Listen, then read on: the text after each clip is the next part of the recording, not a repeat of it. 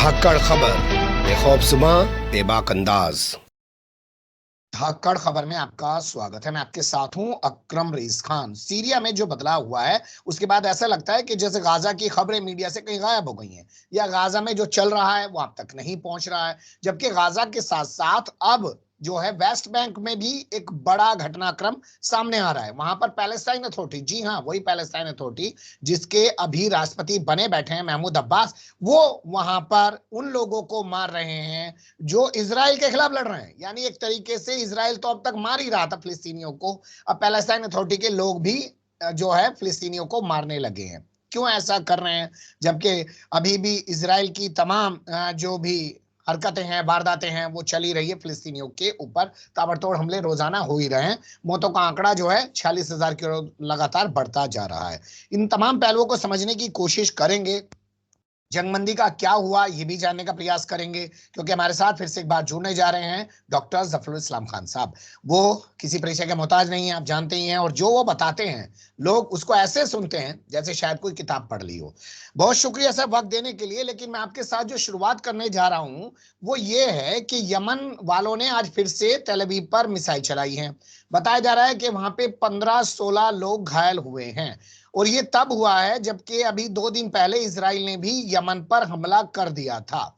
ये जो हो रहा है, अब हिजबुल्लाह तो पीछे हट चुका है, सीरिया में तख्ता पलट हो चुका है, तो क्या अकेले हुतीज जो हैं वो ही सब कुछ करेंगे अब गाजा वालों के लिए, फिलिस्तीन वालों के लिए, और वहीं से कोई राह निकलेगी?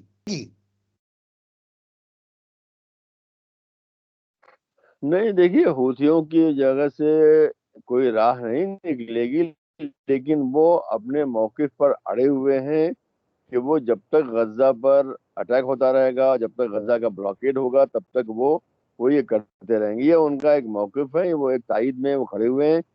हालांकि वहां पर न सिर्फ इसराइल बल्कि अमेरिका और बरतानिया दोनों वहां पर मुस्तकिल अटैक कर रहे हैं, और बहुत काफी अटैक कर रहे हैं।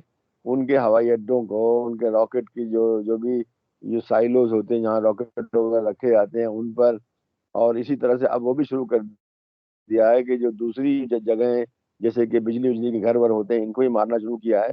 लेकिन वो लोग हटने वाले नहीं हैं। यानी ये बात अगर मैं कहूँ कि दुनिया में शायद सबसे जिद्दी कौम अगर है तो वो यमनी कौम है। वो हटते नहीं है, वो 100 साल के बाद भी अपना बदला लेते हैं, ये उनका तरीका है उनका है। तो ठीक है। अब उन्होंने फैसला कर लिया है कि वो गजा के साथ हैं, तो वो गजा के साथ हैं चाहे कितना भी उनका नुकसान हो। और इसमें उन्होंने यानी खाली अब रॉकेट की बात मत देखिए, आदमी जख्मी हो गए जैसा कि जी पिछली रात को रॉकेट का आया है, बल्कि उन्होंने इसराइल को आने और जाने वाले सबको रोक दिया है। जी। और यही नहीं है, बल्कि जो उनकी तायद कर रहे हैं उनको भी रोक दिया है। हम्म। और उन्होंने बहुत काफी यानी कई तो उन्होंने पानी की जहाजों को उन्होंने डुबो दिया है रॉकेट मार करके। उसमें से एक अमेरिकी जहाज भी शामिल है उसके अंदर है। और उस और ये पूरी जो इंडस्ट्री है, ये जो टैंकर वगैरह ले जाती है, ये शिप इंडस्ट्री, जो शिप इंडस्ट्री सर। सामान ले जाती है, शिपिंग इंडस्ट्री जो है, इसको मजबूर किया है कि वो अब साउथ अफ्रीका के जरिए होकर के यूरोप जाए, और हम्म। वहां से फिर वो इसराइल जाएगी वो। यानी ये ठीक। जो चीज 2-3 4 दिन में होने वाली थी, अब वो मतलब 1.5-2 महीने के अंदर वो होगी, जिससे कि बड़ा नुकसान हुआ है हम्म। इसराइल की। जो जो जुनूबी इलाके के अंदर जो बंदरगाह ईलात, वो तकरीबन बंद हो चुकी है, आज से नहीं बल्कि महीनों से वो बंद है। वहां पे जी। कुछ भी काम नहीं हो रहा है। तो इसराइल का बड़ा नुकसान हुआ है। वो सामान जो उसको आया करता था चाइना जी। से, वो सब सामान उसको अब बहुत देर में मिल रहा है, जिससे जी। कि इसराइल के अंदर खुद ठीक। जो इंडस्ट्री वगैरह है, जो लेकिन सवाल तो मैन्युफैक्चरिंग है, पैदा सब होंगे मुतासर ना हो रही सर, है। सवाल तो पैदा होंगे ना। गाजा में हमास को एक तरीके से इजराइल ने खत्म सा ही कर दिया है। अब हम गाजा से कोई भी हमला इजराइल पर नहीं होता है। हिजबुल्लाह बैकफुट पर जा चुका है। सीरिया में तख्ता पलट हो चुका है। जो नई सरकार आई है वो कहीं इजराइल के खिलाफ कुछ ना कर दे, वहां जो मौजूद हथियार थे इजराइल ने उनको तबाह बर्बाद कर दिया है। कहीं ऐसा तो नहीं है कि अब तमाम ये देश मिलकर टारगेट करेंगे यमन को, और यमन का भी यही हश्र हो जाएगा? नहीं नहीं, देखिए, गज्जा के लोगों ने कोई भी हार नहीं मानी है। गज्जा से मुस्तकिल अटैक हो रहा है। आप जरा देखते रहिए, नहीं मसलन एक अल जजीरा है, वो आप देखिए उसको, रोजाना किस तरह से वो अटैक कर रहे हैं। और कल ही की खबर आई है कि वो जो उनके लोग शहीद हुए हैं, हमास और जिहाद जी। उस इलाके में जहाँ पे कि इसराइल पूरी तरह से हावी है, यानी जो जबालिया, जो शमाली जो जो गज्जा है, जबालिया, ये सब इलाका जो है, वहां पर उनके अटैक रोजाना हो रहे हैं। तो ये कहना कि उन्होंने हाथ उठा लिया है, ये दुरुस्त नहीं है। ये बात दुरुस्त है कि हिजबुल्लाह की चूंकि काफी नुकसान हुआ है, और खुद वहां पर जो माहौल बना लेबनान के अंदर, और इसराइल ने लेबनान के हर इलाके पर अटैक करना शुरू कर दिया, इसलिए हिजबुल्लाह पीछे हट गया है। और अब जो सीरिया में जो असद का जो हुकूमत थी, उसके टूटने के बाद उसको और धक्का मिला है, इसलिए कि जो सामान और जो पैसे वगैरह आया करते थे सीरिया के जरिए हिजबुल्लाह को, वो अब रास्ता बंद हो गया है। जी। ये ठीक है। तो एक तरफ तो हुथी हैं, दूसरी तरफ इराक के अंदर जो बड़ी मिलिशियाज हैं, बहुत ही हम्म। बड़ी बड़ी मिलिशियाज हैं, लाख लाख 1.5 लाख जो उसमें लोग हैं, इसको अल हश्द शाबी कहते हैं, वो भी आज इनके साथ हैं। तो ऐसा तो नहीं है कि वो अकेले हो गए हैं। लेकिन बहरहाल उनको नुकसान पहुंचा है। अगर उनको नुकसान पहुंचा है तो इसराइल को भी पहुंचा है। यानी आज जी। जो सूरत हाल है कि इसराइल जो है, यानी जा करके वहां पे लड़ता नहीं है, सिर्फ इसराइल ड्रोन से और हवाई जहाज से मारता है, दूर जी। से जो टैंक से मारता है। तो जी। उसकी हिम्मत नहीं है उन इलाकों में भी जिसको कि वो कह रहा है कि पूरी तरह से कब्जा कर लिया, यानी शमाली जो गजा है, जिसको कि वो चाहता है कि एकदम पूरी तरह से कब्जा करके वहां पर अपने सेटलमेंट्स भी बनाए। तो वहां पर भी आज भी, अभी आप देख लीजिए, वहां पर जबालिया वगैरह में, ये सब चीजें बेतलाहिया है, चल रही हैं। जबालिया है, सब इलाके, जी। वहां पर जंग चल रही है। चल रही है सर। जो जंगबंदी की बात चल रही थी सर, पहले काहिरा में शुरू हुई, फिर दोहा में चली गई, और अब दावे किए जा रहे थे एंटोनी ब्लिंकन के जरिए आके कि हम 3 चरणों में जो है जंगबंदी कराने जा रहे हैं। लगता है ठंडे से बस्ते में चली गई है क्या, नहीं हो रही अब जंगबंदी? नहीं नहीं, वजह ये देखिए, हमास का ये कहना पहले दिन से है कि जंग बंदी और जो बंधक हैं उनकी वापसी उसी वक्त होगी जबकि ये जंग मुस्तकिल बंद होगी, हम्म। जबकि इसराइल नहीं चाहता। हमेशा के साथ जो है 30 दिन के लिए बंद कर देंगे, 60 दिन के लिए बंद कर देंगे। और इस दौरान भी वो कहता है कि अगर अगर कोई खिलाफ वर्जी होगी जंग बंदी की तो हम आज़ाद रहेंगे, जैसे कि वो जनूबी लेबनान में कर रहा है। जी। लेबनान में ये जंगबंदी हो रही है, फिर भी वो अटैक उसके जारी है। तो जी। इसराइल बहुत ही चालाकी के साथ चाहता है कि अपने बंधक को वापस ले ले, और उसी के साथ साथ मारने का उसको हक रहे। तो वो ये हक देने को तैयार नहीं। वो कहते हैं कि आप मुकम्मल जंगबंदी कीजिए। तो इसी पर बात अटकी हुई है कि जंगबंदी मुकम्मल होगी या जंगबंदी सिर्फ जो है कहने के लिए 60 दिन के लिए होगी। 60 दिन की होगी, वो अपने बंधकों को ले लेंगे और उसके बाद हम्म। में मारते रहेंगे, तो क्या फायदा ठीक। इनका हुआ। ट्रंप का जो अल्टीमेटम है सर 20 जनवरी तक का, अगर मान लीजिए तब तक जंगबंदी नहीं हुई, और ट्रंप ने जिस तरीके से कहा कि मैं आ जाऊंगा, और अगर उससे पहले जंगबंदी नहीं हुई तो बहुत बुरा हश्र कर दूंगा, तो क्या ज्यादा तबाही देखने को मिलेगी अब गाजा के अंदर? देखिए, जो कुछ बाइडेन ने किया उससे ज्यादा ट्रम्प क्या कर सकता है। हम्म। बाइडेन जो है पूरी तरह से इस जंग में शरीक था। बाइडेन इस जंग के दौरान उसने हजारों टन, जंग होती जा रही उसके दौरान हजारों टन जो है असलहा और जखायर और रॉकेट और ये जो बड़े बड़े जो 2-2 हजार उसके पाउंड के। 1-1 हजार किलो के जो बम होते हैं, जो हम्म। बस्टर बंकर कहते हैं, वो सब दिए उसने। और इनको पैसे दिए, उनको पैसे उसने एक मुश्त में एक बार दिया था, 16,500 मिलियन डॉलर। ऐसी मामूली रकम नहीं है, मतलब इतनी ज्यादा रकम है कि पूरे हिंदुस्तान में आप नोट बिछा दें तो शायद बिक जाएगा वो। तो वो हम्म। दिया, तो उससे ज्यादा ट्रम्प और क्या करेगा। उसने हम्म। जो है वहां पर एक तरफ तो जो बहर अबीद मुतवस्सित है, मेडिटेरियन, वहां पर अपना बहरी बेड़ा बेड़ा मतलब बहुत बड़े बड़े जहाज होते हैं जो इधर जी। शहर होते हैं, वो लाके खड़ा कर दिया। और दूसरा ईरान की तरफ खड़ा कर दिया। ईरान को ये था कि अगर तुमने जरा से भी कुछ किया, मतलब ज्यादा गड़बड़ किया इसराइल के खिलाफ, तो हम तुमको मार देंगे तुमको। तो हम्म। उसने जो कुछ किया उसमें कोई कमी नहीं किया। आज भी जो असले वो खुद नहीं दे रहा है, वो जर्मनी के जरिए दिलवा रहा है। तो कोई कमी नहीं किया, उससे ज्यादा क्या कर सकता है वो, उससे ज्यादा हम्म। और कुछ नहीं कर सकता है। कुछ नहीं कर पाएगा। वो जो करना था कर लिया उन्होंने। ये जी। उनकी धमकी है, वो चाहता है कि जब ये मैं 20 जनवरी को जब मैं सदर बनूं तो मेरे सामने कोई बेकार का इतना बड़ा मसला ना हो। इसने कहा था कि हमारी टेबल साफ होनी चाहिए, मतलब ये बिल्कुल। कि मैं जब आऊं तो मेरे लिए कोई मसले नहीं होने चाहिए उसमें। ठीक तो है। इसके अलावा जो और कोई बात नहीं है। ठीक। वो जो करना था वो कर चुके। कर चुके हैं, इससे ज्यादा वो और जी। क्या करेंगे। ये खबर जो छपी थी अभी एक दो दिन पहले एंटोनी ब्लिंकन के हवाले से, कि सऊदी अरब के एमबीएस ने कहा है कि जब तक फिलिस्तीन को देश का दर्जा नहीं दिया जाएगा तब तक वो इसराइल के साथ संबंध सामान्य नहीं करेंगे। उनमें कितनी सच्चाई है सर?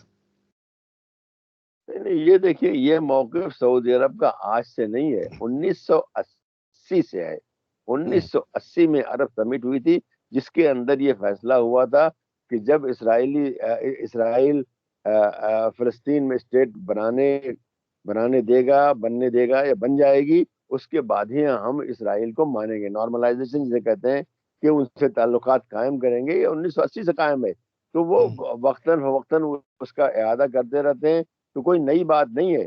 हम्म। इसका इम्कान था कि अभी जो गज़ा में जो हुआ है, पिछले साल 7 अक्टूबर को जो हुआ है, उससे पहले ये इशारे आ रहे थे कि उसके बावजूद भी सऊदी अरब जो है इसराइल से नॉर्मलाइज़ेशन यानी ताल्लुकात कायम करने को तैयार था। लेकिन उसके आने के बाद ये ख़त्म हो चुका है। और अब वो जो लाइन बता रहे हैं कि हम जब तक कि फ़लस्तीनी स्टेट नहीं होगी हम नहीं करेंगे, ये पुरानी लाइन है, बहुत ही पुरानी लाइन, हम्म। आज की नई नहीं है, ठीक 20-40 है। साल की है। तो वो उसका इरादा है, उससे ज़्यादा कुछ भी नहीं है। हम्म। ठीक है।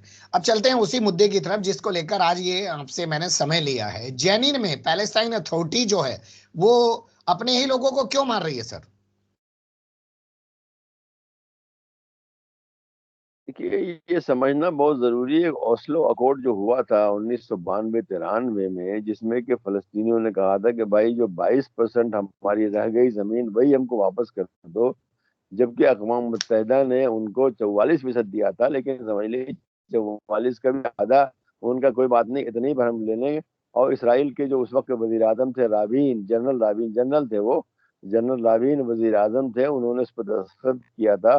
जी। लेकिन खुद इसराइलियों ने उनको मार डाला और ये कहा कि हम जो है अर्ज़ इसराइल जिसे बोलते हैं, अर्ज़ इसराइल का 1 इंच भी हम फ़लस्तीनियों को नहीं देने वाले हैं। तो उस हम्म। वक़्त से जो है जो कुछ बनना था यानी पैलेस्टीनियन अथॉरिटी ऐसी नहीं जो आज है, बल्कि पैलेस्टीनियन अथॉरिटी को प्रॉपर एक स्टेट बनना था, जिसके अंदर फ़ौज भी होगी, इंटेलिजेंस भी होगी, पुलिस भी होगी, हर चीज़ उसके अंदर होगी। और एक खुद मुख्तार हुकूमत जैसे कि होती है, चाहे छोटी हो चाहे बड़ी, वैसी होगी। लेकिन इसराइल को में उसके बाद राबिन के मर्डर के बाद जब ये आए हैं नेतन्याहू, उनकी ये पॉलिसी है कि हम कोई भी स्टेट नहीं बनने देंगे। तो उसके बाद क्या हुआ? आज भी कायम है पैलेस्टीनियन अथॉरिटी, कायम है, लेकिन वो क्या है? वो सिर्फ़ एक म्युनिसिपैलिटी है, उसके अलावा कुछ भी नहीं है। उसके हम्म। पास कुछ जो है छोटी-मोटी फ़ौज भी है, और छोटी-सी उनके पास जो है पुलिस भी है, बहुत मामूली। और कुछ जीप गाड़ियाँ-वाड़ियाँ हैं उनके पास, कोई असले-वसले छोटे-मोटे हैं, खाली अपने इलाके में अमन-ओ-सलामती को बरकरार रखने के लिए, उसके अलावा नहीं है। अब देखिए, गज़ा का मामला 14-15 महीने से चल रहा है, वहाँ से एक गोली नहीं चली। मतलब पैलेस्टीनियन अथॉरिटीज़ का ये काम था कि फ़लस्तीन को आज़ाद कराए, उसने एक गोली नहीं चलाई। अब जो हो रहा है वो ये है कि वेस्ट बैंक के अंदर भी आप देख रहे हैं इसराइल मुस्तकिल अटैक कर रहा है, मुस्तकिल हवाई जहाज़ से भी कर रहा है और अंदर जी। जाकर के भी कर रहा है। तो इसराइल ये चाहता है कि वहाँ पर भी हमास और हिज़्बुल्लाह, माफ़ कीजिएगा, जिहाद इस्लामी के जो वहाँ पे जो गिरोह वहाँ पे मौजूद हैं, वहाँ पर भी हैं, इन जी। लोगों का इसी बहाने खात्मा कर दे।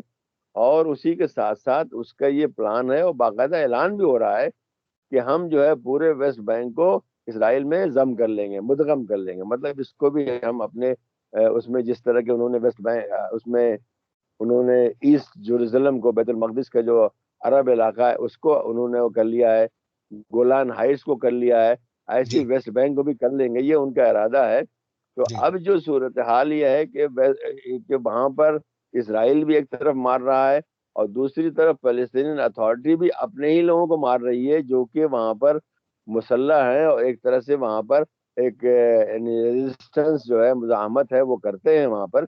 छोटी-मोटी, ज़्यादा नहीं करते, गज़ा की तरह से नहीं है, लेकिन बहरहाल फिर भी वहाँ पे है। उनके खिलाफ तो जहां तक मुझे समझ में आता है वो ये है कि इस वक्त जो है गजा का मामला बिल्कुल एकदम तैयार बैठा हुआ है कि वहां कौन हुकूमत करेगा। इसराइल कहता है कि वहां पे हमास नहीं करेगी, अमेरिका जी। कहता है वहां हमास नहीं करेगी, तो अब कौन करेगा? तो अब ये सवाल ये है कि ये जो पैलेस्टीन अथॉरिटी वाले हैं उनकी जो है उनकी राल टपक रही है कि गजा हमको मिल जाए। ठीक है। मतलब ये कि हमास टूट गया है, अब गजा हमको मिल जाए। तो ये अपनी जो है ये अपनी कारकर्दगी दिखा रहे हैं, देखो हम बड़े इसराइल के लिए और मगरिब यानी अमेरिका वगैरह के लिए बहुत मुखलिस हैं। हम देखो अपने ही लोगों को मारते हैं, तो हम्म। गजा जो हमारे हवाले कर दो। ये बातचीत चल रही है कि कोई ऐसा सिस्टम वहां बनेगा गजा में जिसके के सामने जो है पैलेस्टीन अथॉरिटी रहेगी और पीछे एक ठीक है। इंटरनेशनल फौज का भी एक हिस्सा तो रहेगा, उन अमेरिका चीजों का और क्या हुआ सर? सऊदी अरब। उन जी। चीजों का क्या हुआ जो बीजिंग में जाके हमास और फतेह मुलाकात कर रहे थे? उन बातों का क्या हुआ जो काहिरा में बैठकर हमास और फतेह बातें कर रहे थे? क्या अब हमास कमजोर हो गया है इसलिए पैलेस्टाइन अथॉरिटी जो है वो एक अलग नजरिया लेके चलने लगी है? नहीं देखिए, हमास तो कमजोर हो गया है, इसमें कोई शक नहीं है, पहली वाली बात नहीं रह गई है।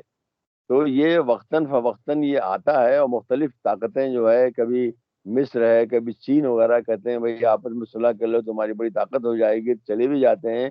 लेकिन उसी वक्त जो है जैसे ही इनकी कोई चीज होती है यानी फतह की तरफ से, फतह के लोग ही यानी पैलेस्टीन अथॉरिटी फतह ही के लोग हैं, तो जी। ये लोग वहां से बोलते हैं कि भाई हम इसको नहीं मानते। ये जो जो उनके जो ग्रुप जाकर के या उनका ग्रोह जाकर के मुआहदा उदा करता है, वहां रामल्ला में बैठे हुए लोग कहते हैं हम इसको नहीं मानते, ये तो कुछ भी नहीं, अगर होगा तो बस हम ही करेंगे। और हमास क्या चीज है, हमास को हम मानते नहीं है। तो ऐसा नहीं है कि वहां पे कोई इत्तेफाक हो गया है कि आपस में बात करेंगे, लेकिन जब कोई बुलाता है, कभी रूस बुलाता है या कभी चीन बुलाता है, कभी सऊदी अरब भी नहीं बुलाया है, कभी मिस्र बुलाता है, तो ये लोग चले जाते हैं और खा जी। पी के चले जाते हैं। कोई ज्यादा जो उनकी ऐलान भी होता है उस पर कोई अमल नहीं होता है। इसलिए कि हमास जो है गजा को छोड़ने वाला नहीं है, ऐसे इतनी बड़ी उन्होंने कुर्बानी दी है और इतना बड़ा हम्म। उनका काम है, उसके बाद ठीक। उनको ला करके प्लेट में परोस के दे देंगे, ऐसा नहीं होने वाला है। जी। तो ये एक तरह से दोनों के दरमियान जी। एक एक जिंदगी और मौत ही है यार। हमास रहेगा तो फतह नहीं रहेगा, फतह रहेगा तो हम्म। हमास नहीं रहेगा। ठीक। इसलिए कि हमास लड़ रहा है और फतह ने इसराइल से सुलह कर ली, ये दोनों में बड़ा फर्क है। ठीक है। एक सवाल यहाँ पे ये बनता है सर कि अभी महमूद अब्बास ने अपना एक उत्तराधिकारी घोषित कर दिया है। क्या वो इसलिए किया है कि गाजा पर अलग राष्ट्रपति, मतलब उसे उपराष्ट्रपति बोलते हैं, और यहाँ रामल्ला में ये खुद बैठे रहे? क्या इसलिए किया है वो? नहीं नहीं, देखिए उनकी उम्र बहुत ज्यादा हो गई, मैं ख्याल 80 साल के ऊपर हो गए हैं। और सब लोग बोल रहे हैं कि आप एकदम बूढ़े हो गए हैं, आपके बस का नहीं है। और तब भी वो बैठे हुए हैं। मतलब 2006 के बाद से फलस्तीन में कोई इलेक्शन नहीं हुआ है और ये साहब बगैर इलेक्शन के वहां बैठे हुए हैं। क्या जी। आप सोच सकते हैं हिंदुस्तान में बगैर इलेक्शन के मोदी साहब बैठे रहेंगे? लेकिन हम्म। वहां पर ये ऐसा है, मिस वहां पे पैलेस्टीन अथॉरिटी में 2006 के बाद से कोई इलेक्शन नहीं हुआ, फिर भी वो साहब बैठे हुए हैं। इसलिए कि इसराइल उनसे राजी है, अमेरिका उनसे राजी है, तो बैठे हुए हैं। तो हम्म। अभी उनके यहाँ अंदर से बात हो रही है कि आप बहुत बूढ़े हो गए हैं, कोई और आदमी आना चाहिए। तो ये जो आदमी इन्होंने अपना नायब मुकर्रर किया है, इस बुनियाद पर किया है कि अगर इन्हें कुछ हो गया, मरवर गए, तो वो आदमी इनकी जगह लेगा। मतलब ये है कि दूसरे लोग जिनको इसराइल पसंद नहीं करता, यानी ये कि उसमें जैसे कि बरगूसी हैं, नंबर 1 के ऊपर है। अगर आज इलेक्शन, वो जेल में है, इसराइल जेल में है, अगर इलेक्शन हो तो मैं समझता हूँ 80-90% वोट उनको मिलेगा। हम्म। लेकिन ये इसलिए हो रहा है कि बरगूसी जो है वो सदर न बन जाए। इसलिए कि अगर हम्म। वो सदर बने तो इसराइल के लिए बहुत बड़ा सरदर्द बनेगा और अमेरिका के लिए सरदर्द बनेगा। तो ये एक तरह से पेशबंदी हो रही है कि आगे जो आदमी आने वाला है वो उसी लाइन पे चलेगा जो कि अब तक महमूद अब्बास चल रहे थे। जो खबर चली थी सर के जॉर्डन में जो नई सरकार बनी है, जो प्रधानमंत्री चुने गए हैं, जो वहां की संसद चुनी गई है, उसमें अखवानुल मुस्लिमीन के लोग चुनकर आए हैं। क्या उनके चुने जाने के बाद भी ये वेस्ट बैंक में जो महमूद अब्बास है अपनी चला पा रहे हैं? उनके वहां होने से यहाँ कोई असर नहीं है? नहीं देखिए, उर्दून जो है एक अलग मुल्क है और पैलेस्टीन अथॉरिटी एक अलग है, आना जाना भी नहीं है। वो जब तक इसराइल इजाजत नहीं दे वो एक दूसरे आ भी नहीं सकते हैं। तो हम्म। असल में उर्दून जो है ऐसा मुल्क है जहाँ पर कि इख्वान मुस्लिमीन को हमेशा रहने की इजाजत मिली हुई है। बल्कि मैं खुद इख्वान मुस्लिमीन का जो ऑफिस है उर्दून के अंदर, अम्मान के अंदर, वहां भी जा चुका हूँ मैं, बिल्कुल शहर के अंदर है। तो वहां पर पाबंदी नहीं है कोई और वो लोग जो है वहाँ की हुकूमत के ऐसे एडवर्सरी जैसे एकदम मुखालिफ होते वैसे नहीं है, और इलेक्शन में हिस्सा लेते हैं, पार्लियामेंट में जाते हैं। तो अब अगर पार्लियामेंट में उनकी मेंबरशिप मौजूद है, तो उनमें से चंद आदमी अगर इलेक्शन अगर अगर कैबिनेट में भी बनते हैं, तो कोई ऐसी कोई बात नहीं है। तो वो नॉर्मल बात है, उससे कोई फर्क जो है वेस्ट बैंक में या गजा में नहीं होने वाला है। वो एक अलग मुल्क है और उसकी अलग हम्म। पॉलिसी है। वो पॉलिसी जो है वहां पर वहाँ की हुकूमत से ज्यादा वहाँ के जो बादशाह हैं, शाह हसन हैं, वो चलाते हैं। न ये कि हुकूमत वो पूरी तरह यानी पूरा अख्तियार रखते हैं, जो चाहे वो करें। जिस दिन चाहे वो पार्लियामेंट को खत्म भंग कर दें, जिस दिन जी, चाहे हुकूमत को खत्म कर दें, तो पॉलिसी वो चलाते हैं, ये गवर्नमेंट नहीं चलाती है। चलिए बहुत शुक्रिया। पर कुल मिलाकर आपकी बात से निकल के मतलब ये आता है कि इसलिए अब पैलेस्टाइन अथॉरिटी ने हमले तेज कर दिए, क्योंकि अब गाजा पर शासन कौन करेगा, इसको लेकर जो है दुनिया में बातें हो रही हैं। इन्हें लग रहा है कि हमारे भाग में छीका टूट जाएगा। देखते हैं क्या होगा। बहुत शुक्रिया। फिर आपके साथ किसी और मुद्दे पर जुड़ने की कोशिश करेंगे। मेहरबानी। ठीक है, खुदा हाफिज।